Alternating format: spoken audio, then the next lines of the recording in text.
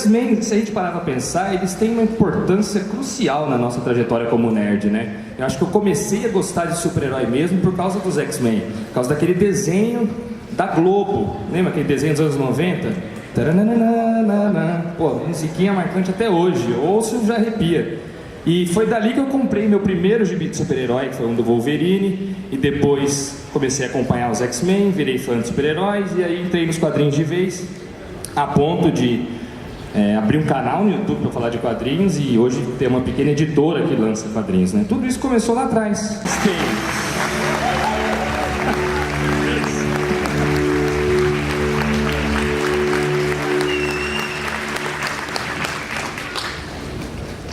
Faltou o Peter. Olá. Olá. Olá. Olá. Pessoal, John Romita Jr., o leitor, uma pessoa melhor. I think the writers should say this because they're much smarter than we artists are. I agree with John. Honestly, I go back to the origin of the characters in the 60s, what Stan Lee created, what he was representing at the time. Everybody knows that this was a minority group and Stan's vision of what it was like in the United States at the time. And now it's prescient because it has lasted this long and it's still accurate. So I can only think of what Stan was thinking of when he created the characters. And I'm thinking, it's genius then, it's genius now.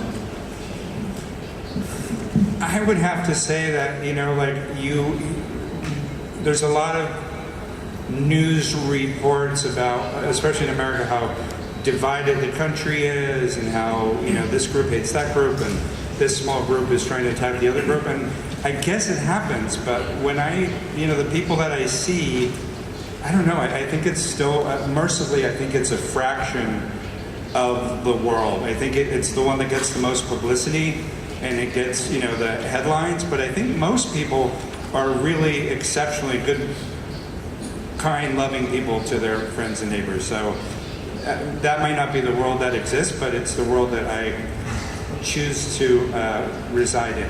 So,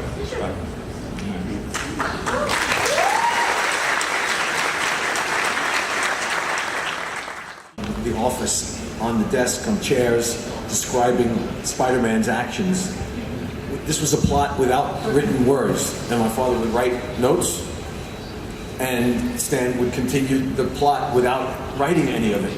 Then my father would do the artwork, and Stan would write the dialogue. That's the way I first met Stan, and he was that way till he was 95. Not jumping around on tables, but that's the kind of character he was. And when we